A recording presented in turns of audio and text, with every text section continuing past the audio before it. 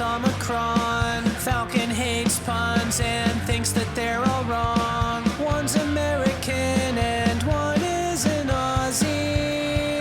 Talking about StarCraft 2 and the esports scene. Recording. All right. Oh, So there's one half of the conversation being recorded. Well, I didn't just have it, like, open in the background waiting. Well, maybe you should. What, for 15 minutes? And all the time you're swearing at your teammates for sucking. We can get that on the pod. Just as an Easter egg, it's just Omicron raging out in Destiny 2 against his teammates. I'd listen to that. Here's the thing. I don't really... When I'm by myself, I don't speak much while I play games.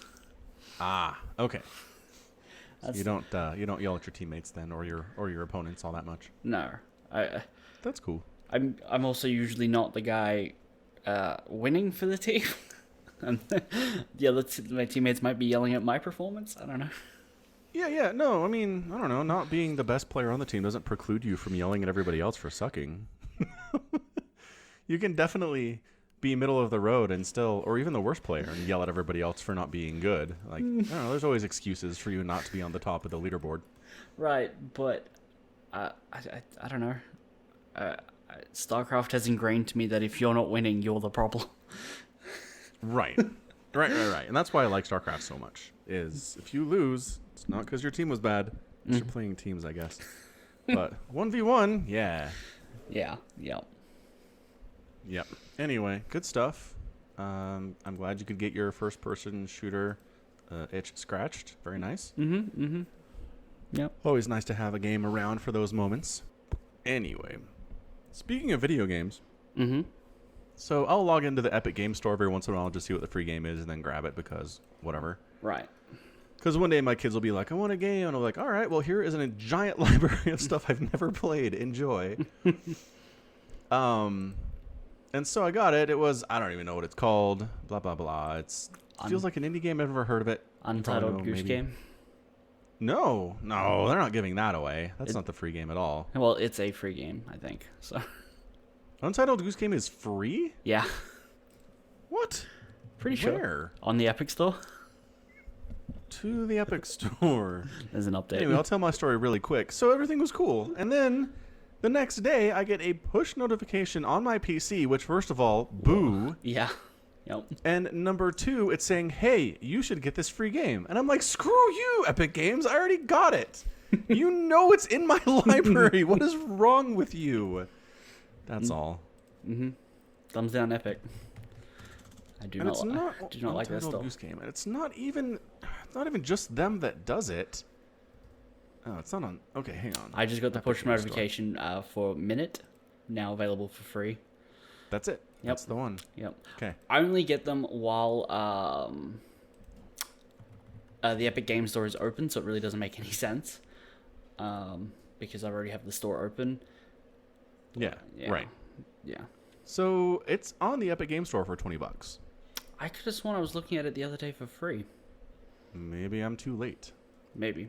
I don't know. I don't know why it would be free at the first and then they start charging people for it. Maybe that seems confusing. Well, maybe they didn't think anyone would be interested, and then when it got really popular, like, wait, we can make money off this. Quick, jack up the price. $19. Yeah. Maybe. I don't know. I doubt it. I mean, Reddit was pretty excited about it when it was in development. I remember seeing a few posts about it that got pretty popular over the last few months. I've literally never seen it before it came out. Before it came out, yeah. Yeah. I'm just saying there was some good response to it. I think it was adequately predicted as being pretty good. Sure. Anyway, $20. Both for Windows and Mac, which is exciting. That usually doesn't happen. Okay. That's all. Yep. Do you have a Mac to play it on? I've got a Mac Mini that I've had for like 8 years now. I don't think I've turned it on in a long time. I don't think this would run on that, to be honest. It's pretty old. Fair enough. Sounds like you have garbage sitting in your house. Sure does. Yeah. Well, again, as the name implies, it is mini, and therefore just kind of sits on my desk behind my monitors. Let's see, is it still back there? Yep, it's still back there. All right. Just gathering dust. Let's see, John Hex, or there's a John Wick game on the John Wick Hex or whatever on Epic Game Store, also available for Mac. I'm wondering just how many of these games are also available for Mac now. Right. Yeah, but I can't filter by Mac.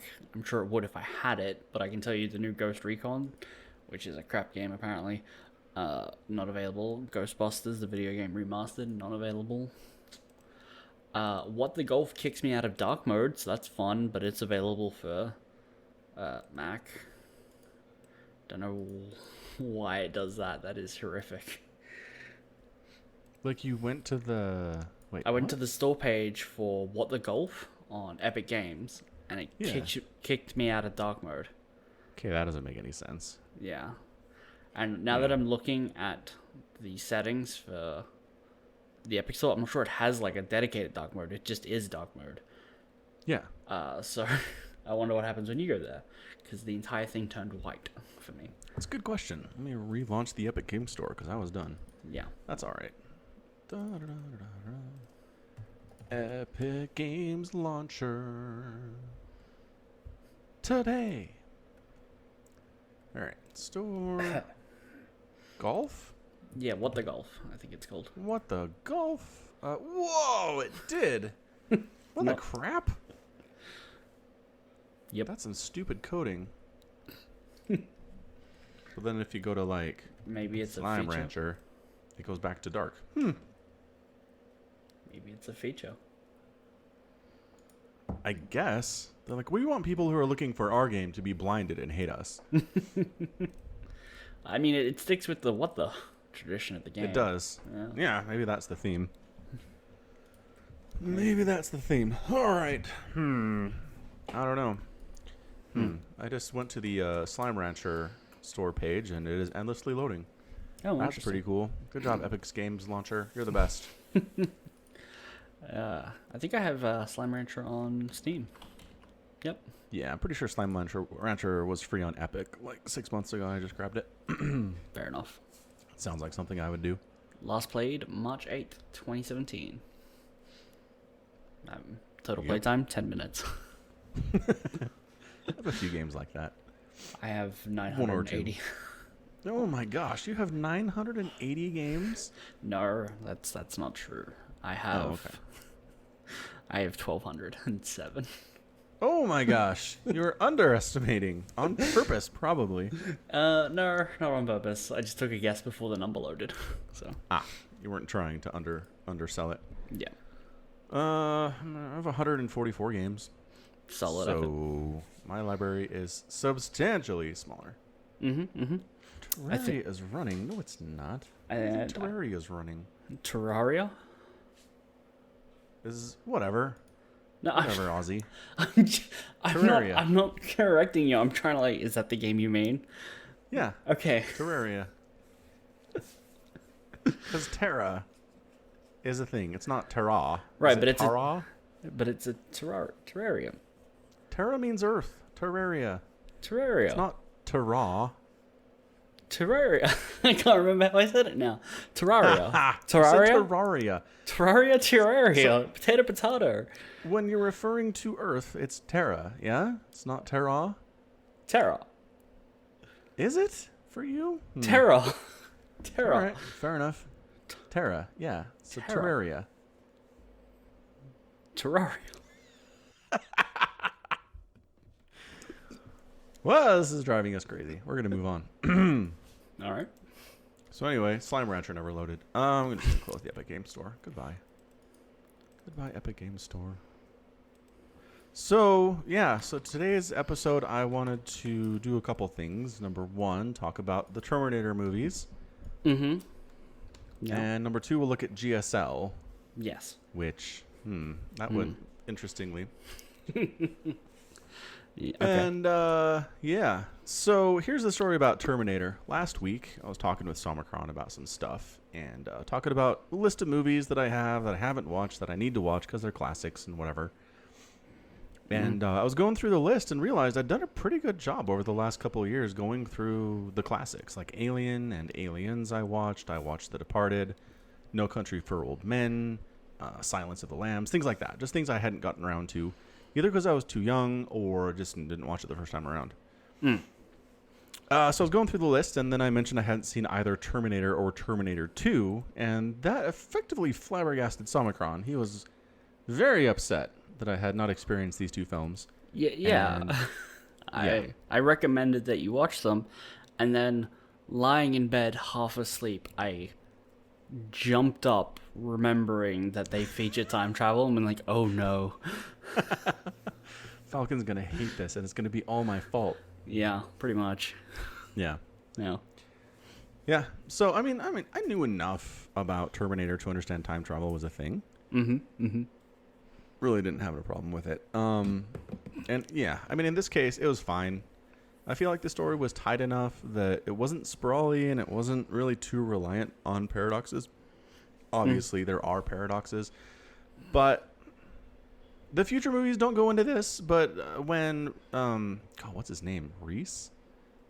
Like Reese's Cup? I think that's his name. In Terminator 1? I haven't seen Terminator 1 in a while, and I went to watch Anyway. them both yesterday, and Terminator 1 not available on the Microsoft Store or Netflix. It's on YouTube with ads, at least here. With ads? Really? Mm-hmm. Weird. Yep, for free. I don't think that's available here. I did look here, and I think it is available for purchase here, but I just didn't want to buy it on YouTube because that's not where it's available here. Yeah. To watch for $4. Okay. But That's great, but it's a rental, I think, $4. yeah, makes sense. Yeah, it's Reese. So Kyle Reese. Okay. He's the guy that gets sent back to protect Sarah from the Terminator, right? Right. Yeah. So he says multiple timelines. He says, I don't know if coming back here and changing it will change my timeline or just create a new one that's more peaceful and doesn't have 6 billion people die to nuclear fallout. Mm-hmm. So, I mean, I was fine with that. I was like, yeah, so we're just sending people back in time to try to create a split multiverse where humanity thrives. And, like, it doesn't help us out, but I don't know. There's just kind of something nice about maybe having another timeline be more peaceful. I mean, it sounds nice, but then you remember if the other timeline then continues, and at one point they intersected, that the other timeline, which is now bad, well, still bad, goes, hey, sending one person back didn't fix this place, right? We're just going to keep sending back more, and they'll fuck up all the other timelines. To create more and potentially ruin them, because that's how time travel can work. Right. And that's the problem. The future movies got into constantly sending people back in time to try to change stuff. Yes. But where Terminator 1 and Terminator 2 are just basically there's 2 attempts by the machines to go back and stop John Connor from becoming the leader of the Resistance. And 2 attempts of humanity to stop Cyberdyne from actually becoming the problem that it is. Yep. And eventually humanity wins, and I don't know. And they never really say. They don't say we fixed the future. They did their best, and that's the end of the movie, you know? Yep. So I was all right with it. As far as time travel goes, it wasn't that bad. I did notice that you tweeted that you're watching Terminator for the first time, and it's kind of in the future is 2029, and we have less than 10 years before it happens. That's not what that image means. I know. Somebody responded pretty quick and said, actually, all the nukes happened in 1997, so... Yeah. That's so great. I mean, there's all these movies, especially in the 70s and 80s, that were like, well, we're going to nuke each other sooner rather than later, and they put these, like, far-off dates in the future. And James Cameron is like, 1997. It's 1984 right now. I think within, how many years? 13 years, this is going to happen. That was great. I enjoyed it a lot. Yeah. So you're correct. You're right about that. But Okay, good. I don't know. I just felt like it was a nice, tight story. There wasn't a lot of sprawling stuff happening. There are no, like, B plots that are dumb. The characters were all fine. I think the character progression of Sarah Connor goes pretty good. I mean, she starts out as this waitress who doesn't really have a backbone. And then because she needs to, and because she's told this is who she's going to be, she kind of, like, magic feathers herself into being someone who's tougher. Which I appreciated. Also, I just think the casting of Arnold Schwarzenegger as an emotionless, soulless, no feelings robot is some of the most inspired casting of all time. Because You don't need him to do anything or act at all, and he's just this big, intimidating, muscular presence, and it's perfect. Yeah. It turns out bodybuilders aren't necessarily the best actors. No. But when you make them, just tell them to like just stand still and look ripped. He can do that. Yeah, absolutely. Have him fire guns and ride motorcycles. He can handle that. Yeah. Yeah. So it's great. What I actually specifically wanted to talk about a little bit here was in Terminator 2, James Cameron goes through a lot of steps and takes a lot of effort to make you think that the Terminator this time around is still Arnold Schwarzenegger. Mm-hmm. True fact. I mean, even down to like every time we see through the eyes of Arnold, it's the Terminator vision. Mm-hmm. But they never give us the sight through the T-1000 until after the reveal happens. Right. And like they never show the T-1000 like just turn himself into the cop, including his clothes. So we just assume he took the clothes, like Kyle Reese did in Terminator 1. Right. So there's all this stuff that he does to make it so that the reveal in the hallway is awesome. When when Arnold Schwarzenegger pulls out a shotgun and John Connor thinks he's going to murder him. And like, get down. Yeah, and then get down is the message. And you're like, whoa, that's cool. I mean, it didn't work for me because I knew what was going on in Terminator 2 before I saw it. Do you know who else knew? Everyone? Literally everyone who went to go and see that movie. See, and that's what I'm wondering. Did the trailer spoil the crap out of it? Yes. Are you sure? Because I did send you a couple links. I sent you a link to a trailer that spoils the ever-loving crap out of the movie. Mm-hmm. Everything. Like, so many things. Mm-hmm. And then I showed you a teaser that doesn't spoil anything. Right. Which was really cool, actually. If I remember correctly, because I've heard this conversation on another podcast, that when they were talking about movies that were spoiled by the trailers, like epic reveals, right? Like Arnold's good or the double-ended lightsaber from the Phantom Menace. It was spoiled in the trailer, yeah. Oh my gosh. That's so dumb. Yep. James Cameron worked so hard to make you think that Arnold was the bad guy again. There was no reason to think that he wasn't, right? Mm-hmm. Oh, that's so annoying. That bothers me a lot that they would do that. Like, they don't think people would have come if you had just been like, hey, there's another Terminator movie, Arnold's back, the end. Mm-hmm. Like, you don't think they would have sold a bajillion copies? I mean, tickets? I don't know. I feel like they would have, but apparently, nope, he's got to be back for good. According to the trailer. Yeah. Is that what it says? I don't remember that. Yeah, there's a line in the trailer that's like, this time he's back for good. And it's like, he's here to stay and he's a good guy. I get the double wordplay. Me and intellectual. Smart. Yeah. Somicron. And intellectual. Oh, that's great. Okay. So, I'm bothered from the future about that because I seriously think it's a pretty fantastic twist, and it would have been just jaw-dropping for audiences to be in the theater and just hear "get down" and be like, "Wait, what?" Just heads exploding all over the place. Anyway, the teaser trailer, which we'll link to in the show notes here, is just great because it really just shows a Terminator being built. And then Arnold like steps off the assembly line, and again, you don't know what his intentions are or anything. You pretty much have to assume that they're not good because he's a Terminator. Yeah, and he's got red eyes, and if you have red eyes, you're bad. Right. Yeah. Yeah. Yep. Yeah, so that was great. And I mean, somebody made a comment in the video of that, or on the video of that teaser trailer that, man, one Terminator in Terminator 1 gave Sarah Connor so much trouble, and it was so hard to kill it. And here are the, future Cyberdyne Incorporated rolling things off the assembly line one every 10 seconds, right? Yeah, if they had the ability to send like 2 back, John Connor would have died 100 times. Yeah. I mean, here's the thing.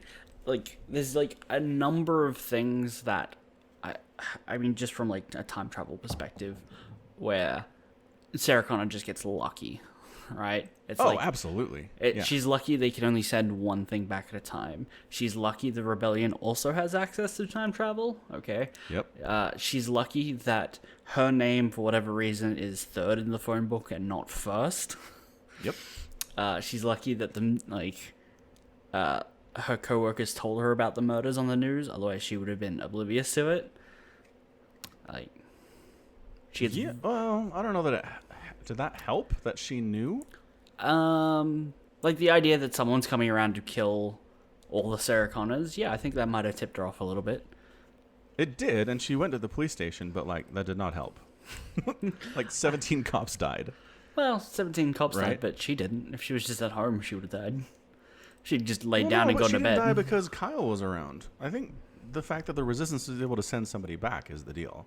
I mean, sure.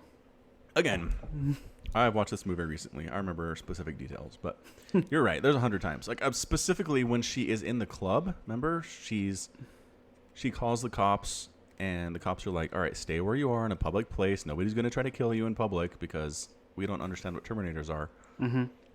And she's sitting at this table, and as Arnold starts walking by, she like drops something and ducks her head down behind the table as he looks over in her direction and doesn't see her. And then as he passes by, she pops up again.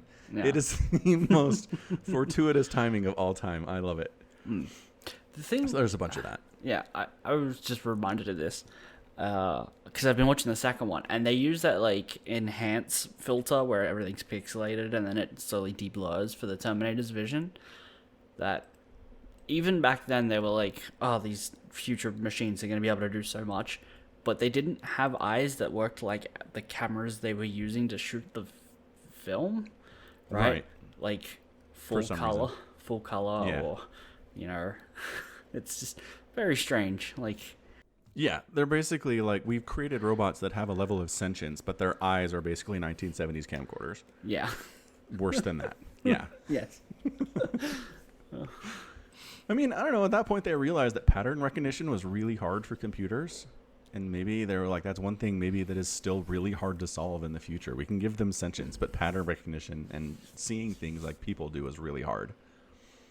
I mean, Don't I would call that a part of sentience, right? The ability to do pattern recognition? Well, to a degree. I mean, you can argue that Skynet is sentient, but the Terminator's aren't, right? Like, he's very Yes. limited hardware. And I think it's the pattern recognition that Skynet does that makes its sentience so powerful. Like, I don't know. I feel like they're connected in some way. I just can't explain it. Okay. No, you're right. I mean, when I say the Terminators have sentience, it's not really true. They are pretty single-minded in their goal. I mean, even they say the T-1000 is really just working off probabilities, trying to figure out where Sarah Connor is and where John is. Mm-hmm. It's not like they can tap into phone lines or networks. It's basically I can mimic other people's voices and look like anyone. Mm-hmm. And outside of that, it's really just legwork and asking people if they have seen somebody on the street and going places where they Right. think it's probable your target might be. Mm-hmm. So yeah, it's pretty limited. Yeah. Yeah, still super great. I said in my tweet that it really is incredible how much more money James Cameron had in 1991 with Terminator 2 and how far special effects had come. Yeah. Because Terminator 1, while a fantastic movie, you can definitely tell, number one, special effects weren't super great in 84, and number two, he just did not have a lot of money to work with. Mm. Yeah. There's a couple scenes in particular I remember. The one where I think he gets shot in the face, Arnold does, and he basically has to like take out his fake eye covering that looks human and just left with a red light. Mm-hmm. Right, the robotic eye is back in there, and Right. they show a full shot of Arnold's head, but it is clearly a plastic model of Arnold's head Yeah. that they're working with here. I mean, they're kind of trying, but they don't have a ton of money to make it look that good. It's kind of jarring. Right. They had a budget of $6.4 million.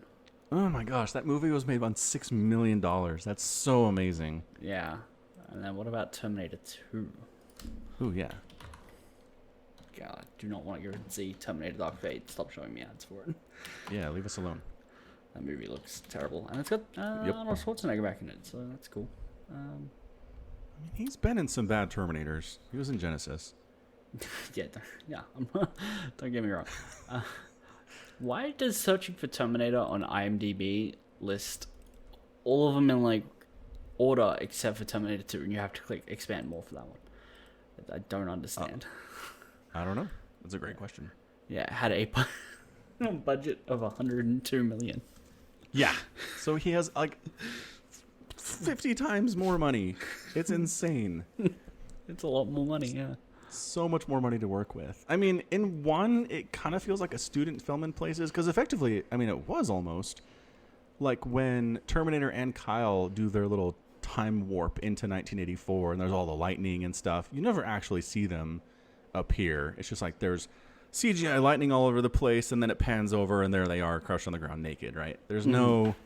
They don't even try. They don't have the money for that. Yeah. Well, when and you then give in 2, they've got like the sphere, the bubble sphere, and and it's it like leaves this like melted indentation on the ground. yeah, it's cutting through the Yeah. truck and stuff. That's pretty cool.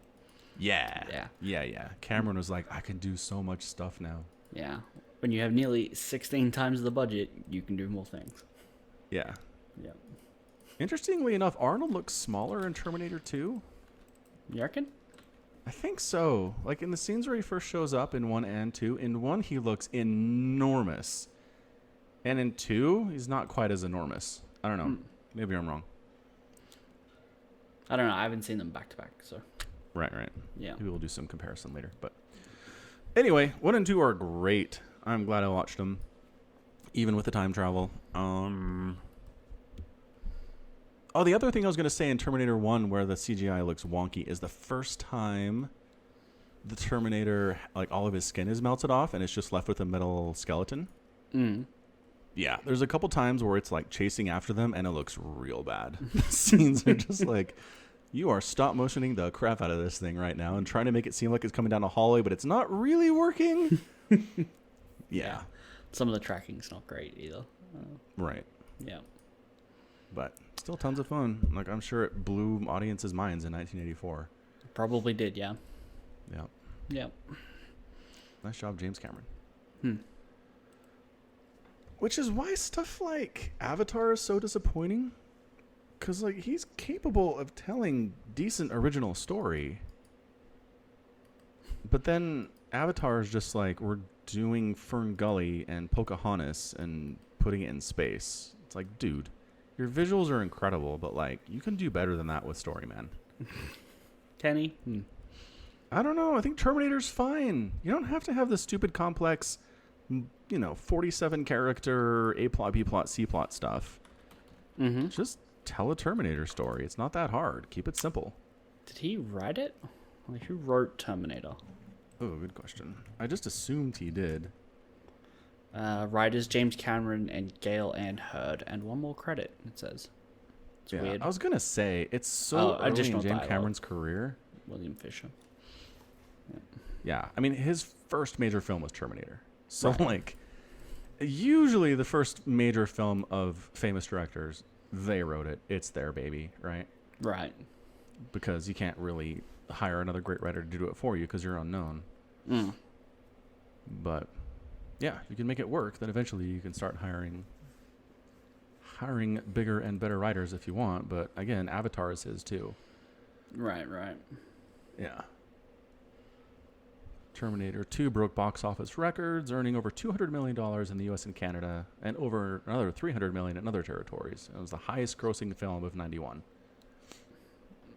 Sounds right. Not too bad, James Cameron. Good sequel. Yeah, and I mean, just the action and the stunts are fantastic. The scene where the T-1000 is chasing him in the helicopter and, like, flying under overpasses and stuff, that's dead impressive for 91 especially. Yep, for sure. Yep. And then so many scenes, both in 1 and 2, where Terminators are trying to kill one of the Connors by, like, crushing them with a truck. They really like driving trucks to kill their targets. I don't know what it is. Maybe they have like a brand promotional deal with whoever makes the trucks, and it's like, look, you sponsor us to go back in time, and we'll kill Connor with your truck. We'll find a tow truck that is specific to your brand. And we'll use it to try to kill John Connor on a little motorcycle. Sign here. Yeah. There's one more. What was I going to say? Oh, yeah. So in Terminator 2, The T-1000 decides to grab a truck off the freeway to chase them and happens to grab a liquid nitrogen truck, which ends up being a problem because it ends up crashing and causing liquid nitrogen to go everywhere, and then it freezes him and he explodes, which doesn't stop him all the way, spoiler alert, but that's a pretty big setback, I think, if you're a T-1000. Yeah. So I'm just saying, maybe, like, don't go for the liquid nitrogen truck. Maybe find something that's carrying hay or you know. Or, I don't know, maybe just taking that metal blade arm of yours that cuts through anything and just disconnecting the trailer first and then just driving off with the engine part that you need. I don't know. Yep. That sounds pretty smart, too. You can probably go faster, too. Yeah, if you're not hauling 30,000 tons of... liquid nitrogen. Yeah. Yeah. Agreed. 100%. Yeah. See, that's why we'd be better T-1000s. Oh, for sure. Yeah. For sure. Yep. Yeah. So anyway, I've been told basically anything past Terminator 2 is really not worth my time, so I don't think I'm going to go for it. I did watch a kind of a synopsis of Genesis, and I was like, man, these people are trying their best to explain what happened in this movie, and I still don't have any idea what happened at all. Yeah. So that's not a good sign. Yeah. Yeah. It's not great. No. And I guess this is a little bit timely because there's a new Terminator movie announced, Dark Fate, which the reaction has not been good. Not been brilliant, no. No. Oh, and one of the things too, in the discussion about Genesis that I watched, the people were like, it felt like the writers just put certain things into the movie and without any understanding of why the fans of the Terminator franchise liked those first two movies. Like they're having Arnold say, "I'll be back," but like in stupid context, and it's just none of it makes any sense at all. They just don't understand. They don't understand what the fans loved about the first two films, and they're trying to recreate it without that understanding, and it's just impossible. Yeah. So Dark Fate kind of feels the same way. And I feel like they're consistently retconning things past the first two as well. Yeah, for sure. For instance, Terminator 3, Sarah Connor died in leukemia in 1997. Like, she doesn't live long enough to see Judgment Day. She doesn't live to see it? No. Maybe. But then it's like, oh, the new one, it's like, oh, now she's old. Oh, cool. Right? Because she's in the Dark Fate trailer. She's in the Dark Fate trailer as like this old battle-hardened lady that's like running around with a rocket launcher. I mean, cool. Sounds great. Yeah, sure. It's it's not Linda Hamilton, is it? They didn't bring her back? Hang on, I'm looking this up. Yes, her. It is her. Yes. That's amazing. All right, you go get it, Linda Hamilton. There's also apparently an alternative ending on the Ultimate Edition DVD and the Skynet Edition Blu-rays of Terminator 2 Judgment Day, where it shows her 30 years after the events of the film, and she's like just an elderly grandmother in a peaceful world where Skynet never happened, and John Connor becomes a senator instead. Oh, well, there you go. Yeah. Boy, with his juvenile record, huh? Like, I could totally buy him being the leader of an armed resistance against robots. I can't see him as being a senator. Well, I don't know. I don't know. Anyway. Maybe they hacked the system. Yeah, it would make sense. But, I mean, yeah, it really felt like T1 and T2 are just, it's a two-part story. We're done. That's it. Like, there was no reason to keep doing it except for the fact that Terminator 2 made more money than any other film in 91.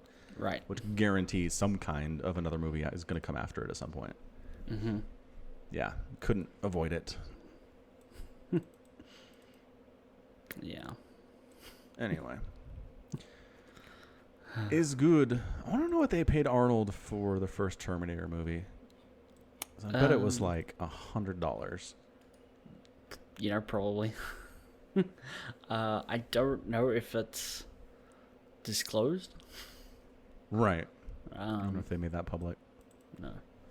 I'm going to Google it, though, real quick. What did Arnold make for Terminator 1? Probably covered his gym memberships, though. Probably. Terminator makes Arnold a star and changes action cinema forever. True fact. Looking through this article, looking for a $sign. Oh, interesting. Cameron famously sold the Terminator script to producer Gail Ann Hurd for $1 with the agreement that he get to direct the movie, which turned out to be a pretty good move. Fair enough. Yeah, so everybody was expecting it to just be another B movie. And then it turned into this huge thing. Fair enough. Yeah. Yeah, I'll find it one day. We'll figure it out. We'll tweet at Arnold and find out. Yeah. Do a follow-up. Follow us on Twitter. I guess the last thing I did want to say is, so the famous Arnold line, "I'll be back." Mm-hmm. I never actually knew the context of that, and that's because it's dumb context. It's because he goes to the police station and is like, "Can I see Sarah Connor? I'm her friend." And the cop's like, "Nah, she's not taking visitors right now." Instead of being like, "This is suspicious as hell." And then Arnold just goes, "I'll be back," and walks out. It's not even like particularly threatening or anything. And sure, he drives a car into the police station 2 seconds later. But it wasn't like you better worry that I'll, you know what I mean? I always assumed it was like I'm going to come back and kick your ass. But Right. It's not the intent at all. He's just like, "I'll come back later then, thanks." No, but that... No. He's not like just, "Oh, I better be polite so people don't like see through my Terminator disguise." Do.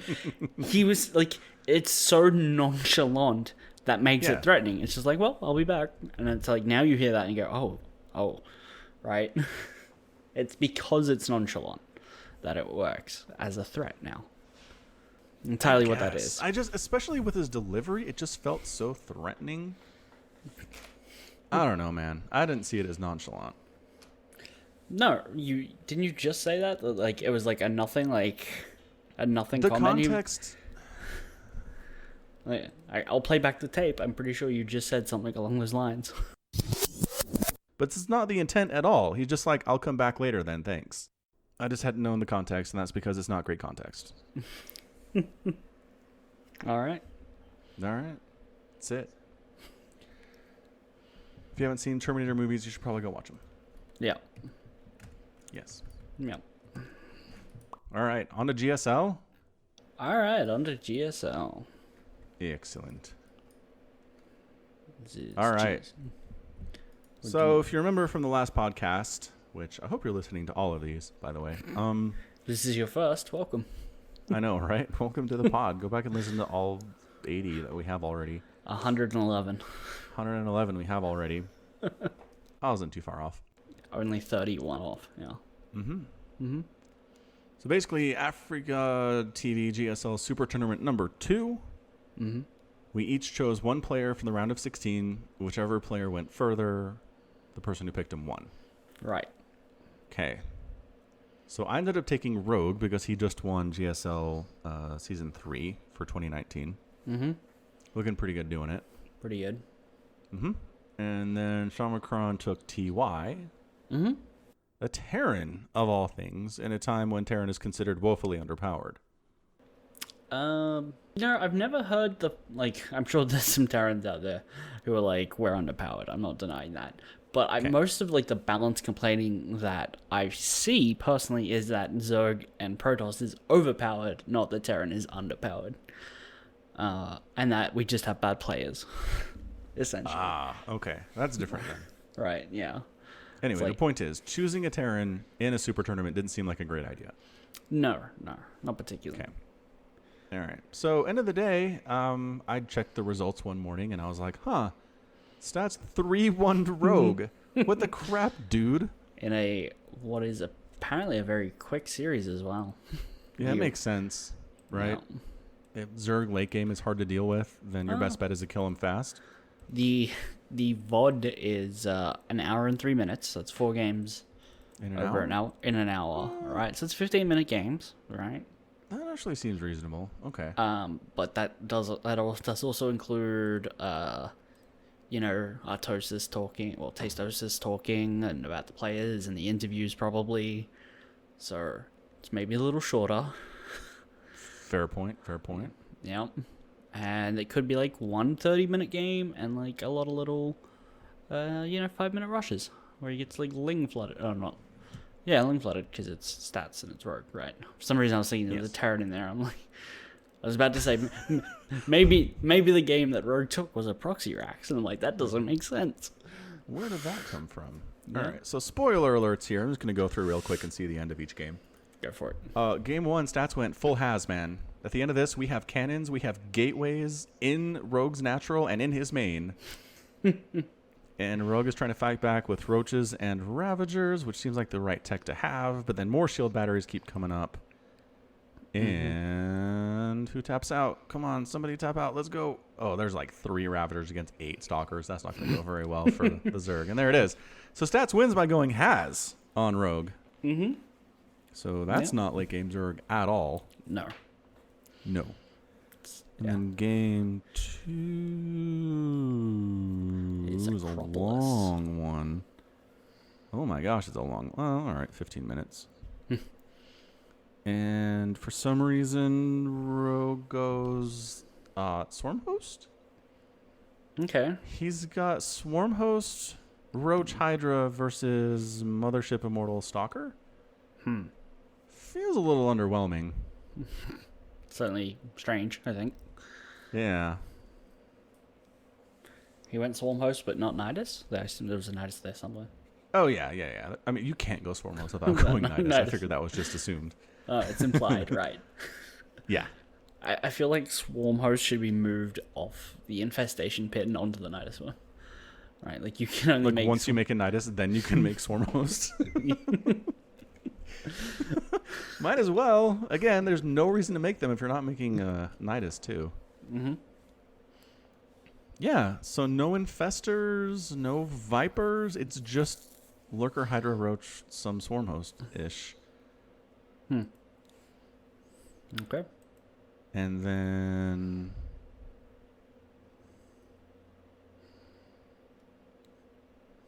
Come on, who wins this one? Let's go. I can already tell you who wins this one. Go ahead. Rogue. Okay, so Rogue wins this one with weird tech. Yes. No Infestors, no Broodlords, no... Interesting. So Lurkers get it done. Go figure. Then game 3... On Ephemeron. On Ephemeron. What's the tech of choice? Also a decently longer game. It's not bad. Another 15-minute. Again, Mothership, Carrier, Archon, Immortal. Again, Swarm Host. What the crap, dude? Why? Dunno. But given that Acropolis was Rogue's only win, we can safely say stats wins this game and the next one. Yes, we definitely can. But again, it's more Swarm Host out of Rogue because he's trying to kill me. I don't know. Maybe he figured it worked the first time. It'll work again. I guess. Maybe. Or maybe that's just what he does versus Protoss at the moment. Maybe. And then in game 4 here, about 15 minutes in. Again, these are about 15-minute games except for the Has style game 1. So they're decently long. And he's got some Broodlords and Roaches and Ravagers, but I don't see any Infestors here at all. What the crap, dude? Did you make an Infestor in this entire series? And if not, why not? Yeah, he's just... It's one of those mysteries. I guess. All right. So anyway, end of the story. Stats wins that thing because Rogue refused to make Infestors. Good for him. Yeah, and it just turns out I backed the wrong Zerg player because Dark was staring at me right there, and he ended up winning the whole thing. Yeah, he did. He did. Only losing 2 maps in the entire thing, his entire run, which is impressive, but slightly not impressive at the same time given the sheer number of sweeps in this tournament. Or at least near sweeps as well, right? Like the entire 3-0s bottom... and 3-1s. Yeah, like the entire bottom bracket of the round in 16 is 3-0s. Yeah. All right, that's like everyone was just like on speedrunner mode, I guess. Have you seen the WCS fall bracket? Maybe not. Let me link it to you. As somebody who's been trying to find some series to cast on the channel from WCS Fall 2019. It is abysmal. The round of 16 was 3-0, 3-1, 3-0, 3-0, 3-0, 3-0, 3-0, 3-2. Quarterfinals was 3-1, 3-0, 3-0, 3-0. Semifinals was 3-1, 3-0. And the finals was 4-1. It is so much stomping. Yeah, that's a lot of stomping. That's a lot of 3-0 series, man. And 3-1s. The only competitive series in here is Cyril or Hero Marine and Showtime in the round of 16. Mm-hmm. And then, like, I mean, Special won one game against Rainer, so that's cool. But, like, other than that, it's the only series that went 5. How insane is that? Well, there's a couple of series, like, in the round of 24, right? You have Has and But Always, a player I've never heard of. Well, yeah, a couple, too. And then you Thermal and Sort of. Huh. Yeah, that's it. And a bunch of 3-1s and 3-0s. I mean, it sucks. I'm not enjoying it very much. Anyway, yeah, it's just been this, like, all of a sudden the series are not super competitive overall. It feels like both in GSL and WCS. I'm not sure what it is. And it's not like one race is doing all the 3-0s either. It's a pretty good spread here. Like the semifinals for WCS Fall was a Terran, a Zerg, a Protoss, and a Zerg. And then the finals for GSL were 2 Zergs, a Terran, and a Protoss. So same thing. It's not like it's 4 Zergs or 4 Protoss or anything. It's everybody who wins just wins. I don't see any real racial disparities here. Right. Other than Zerg is overrepresented, but somebody has to be, right? True fact. Yeah, 4 slots, 3 races. Anyway, the point is that then Samacron took TY, who managed a 3-0 Ragnarok, 3-1 Parting, 3-1 Hero, and then got swept by Dark in the finals. But it was enough for Samacron to win. It certainly was, yeah. Yep. I've always had faith in TY. I taught him everything I know. And everything he knows, as the phrase actually goes. Yeah, he's always been your guy. Yeah, You've always talked about him on the pod. Always. I've literally never doubted him. Not once. Nope. Not once. I've always taken him when available. And true. Yep. Yes. And I'd just like to say, TY. Thank you, TY. Came through for you this time. Someone finally had to. I know. So, I mean, we've kind of established Maru sucks even if Samacron doesn't pick him, so that's nice. Yeah, that's... the curse is not mine, it's Maru's. Yeah, something happened. Something mental at this point, it's gotta be. I mean, here's the thing, though. I still picked TY, and he still, like, went 0-4. Right, like, that's not exactly favoring the position that I am not cursed. He still didn't win, and he lost pretty handily in the finals, so... He did. You know, more data for the spreadsheet, I suppose. For sure. We'll publish a paper in a few months here. Get it peer-reviewed. Sir, I believe you owe me a video. Oh, are there winnings? Yeah. Well, I won, didn't I? Yes, you did. So how are we going to do this? How are you going to do this? I mean, give me something to watch, and what I'll do is I'll pull it up on one monitor, and then I'll throw a face cam in the corner, and then I'll record the whole thing. Okay, that makes sense. I don't want to do it on Twitch because I'm worried about terms of service. Oh, absolutely no. Do not do it live on Twitch, okay? Okay. Don't even put this on your YouTube channel. Send me the file, and I'll put it on a YouTube channel. Okay, done. All right. I'll even cut out the boring bits if there are some, so you don't have to worry about editing it either. Cool. So, somehow I win, and I'm doing more work. I mean, you're just a nice guy. Sure. So, the global playoffs are next. Yes. Big stuff. And while there have been groups announced, and all the points are finalized, there are some players in the bracket, in the groups that aren't listed. Like Group A is Dark Showtime and the 5th WCS Career Point winner and special. Yes. And so the 5th in the career circuit is Rogue. So that should be Rogue. but they haven't updated the positions until they know that all these players have their documentation to travel confirmed. Right. They can get their visa to come to the U.S. Right. So while we could work this out by hand, I say we just wait because we also There's no rush. Yeah. We'll be fine. yeah. Okay. So looking at it, I mean, yeah, there's a few slots here that are technically unnamed, but Yeah. so Rainer's in there with Hero Marine right now, which Hero Marine has given Rainer some battles recently. I mean, Rainer hasn't just stomped him. It's true. And you can now, if you you don't feel confident that Reina will beat Hero Marine, you can make your picks here as being like, I think Hero Marine will get through and I think Reina won't, and you'll score yourself 2 points if you bet that way. So, Well, I'm not doing that. no. But, No. yeah, just ideas. Yep. Appreciate it. Appreciate the ideas. So, am I watching the anime with the weird water polo thing? Yep. Yes. that is what Okay. you- Fantastic. That is what you're watching. I could have picked something way worse.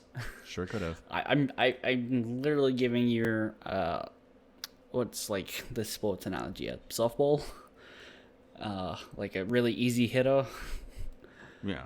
Like this one is low on the list of terrible things that I could have sent. Which No, totally get that. Understand it and appreciate it. which for BlizzCon will not be so easy. I'm gonna really crank that dial. Well, I better win then, huh? Yeah. Yeah. It's going to be real motivation to maybe actually do some studying or something. I don't know. I mean, here's the thing. You do more, because you cast more, you know more about the players. You theoretically have an advantage here. I don't cast a lot of Koreans, though. I can't get GSL replays. It'd be nice if I had them. Right, but you don't... I suppose. I should just watch VODs more is what I should do. Maybe. That would help me. Even just, put it on and listen to it in the background or something. I don't know. Yeah, might be good. Besides, Tasteosis is really funny. So even if you don't get any actual practical information out of it, you'll have a good time. True. Yeah. True facts. True facts. Fact. Oh, man. So you excited for... This is completely off topic from StarCraft, but Daylight Savings is coming up. When is it? It's always like messes the up our schedule. 3rd of November. Or if you're in Australia, it was 4 days ago. Ah, okay. Yeah. Does our Google Calendar adjust? It sure does. Perfect. Yeah. Do you need to change the time at all, or are you good? No, I'm good. I'm good. Okay. Yeah. All right. I lose so much sleep every time this year because it's if I'm normally if I'm normally tired by 4, I'm now tired by 5, which means I'm getting 5.5 hours sleep sometimes because I don't fall That's not a asleep lot of till sleep. 6. Yeah, no. And then being sick last week, this is just me ranting now at this point. I'm just frustrated that I was I'm tired because I was sick, and then I was tired again because of the changing of clocks for no reason. Seems fair. I mean, sleep deprivation is no joke. Oh, so funny cat story. Oh, yeah? So there's a neighbor cat that comes into our backyard because we're not fenced on one side. And In the backyard? Uh-huh. Your backyard isn't fenced. One of the sides. The other two are. That's weird. It's weird. I've never I seen bought that the house here. like that. I don't know. I don't know if they couldn't get the other neighbors to agree. So they're just screw it. Have you asked the other neighbors to agree? No. I've thought about doing it the last couple months, but yeah. It's going to be a couple $1,000. No, it doesn't have to be a couple $1,000. Just go to I don't know, where do you buy lumber? Just get a 2x4 and stick it in the ground and be here, and then chicken wire across the two, right? Gross. No, can't do that. It's nice vinyl fencing on the other two sides. I can't go chain link on the other one. Velvet Anyway. rope. That might be cheaper. I think I could swing that. But anyway, the point is, there's a neighbor cat that comes over and hangs out with our cat sometimes when she's out there. That's good. They need to socialize. Yeah, exactly. And they do socialize in they chase each other around and bat at each other's noses and stuff because that's what cats do. Mm-hmm. So anyway, so I get home today, and the door's open, and I'm not sure if the cat is inside or outside, and the kids are doing something else. And I asked them, and they're like, we don't know. I was like, fine. So I go out, and I kind of try to see if I can find Cinnamon anywhere, because she stays in our yard. She knows where she belongs, so far anyway. So far. So I check her usual hiding spots, and I can't find her. So then I go back to the back porch, and I kind of call her name a couple times, because every once in a while she'll actually come.